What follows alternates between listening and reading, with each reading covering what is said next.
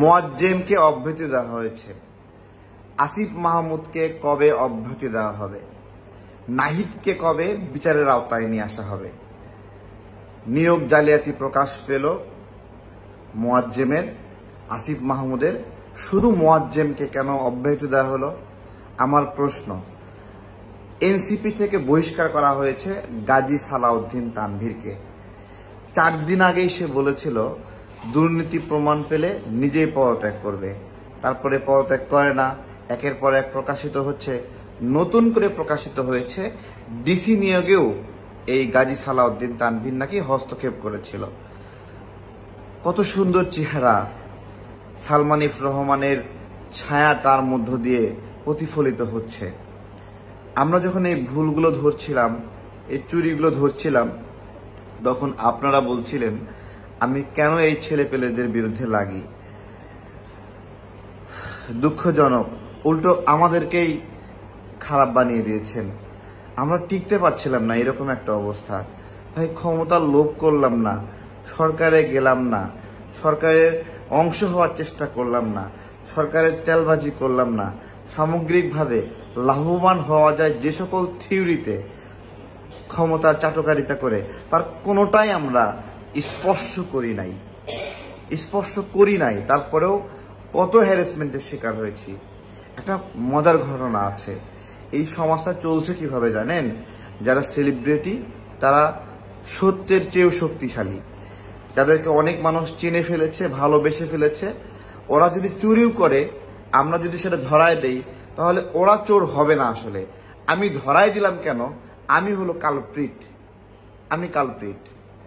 হ্যাঁ, এটা হলো সেলিব্রিটিদের শক্তি, যে সেলিব্রিটি যারা, তারা সত্যের চেয়ে শক্তিশালী। এরা চাইলে কাউকে হ্যারাসমেন্ট করতে পারে, এরা চুরি করতে পারে, লুটপাট করতে পারে, এরা হুমকি ধামকি দিতে পারে, কারো চরিত্র হনন করতে পারে চাইলেই।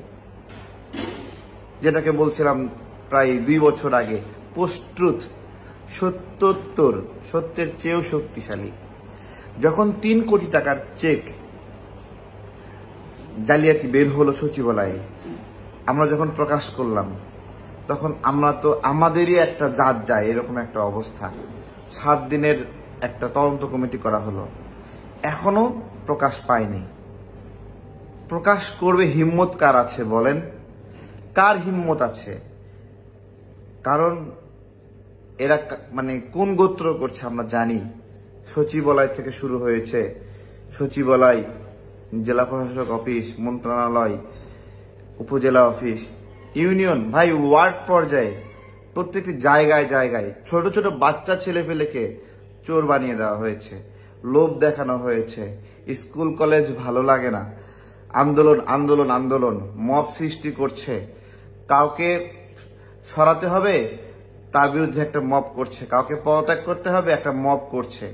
পরে আমরা খুঁজতে থাকলাম যে একটা প্রধান শিক্ষককে এইভাবে মব করে সরাচ্ছে, ঘটনা কি আসলে।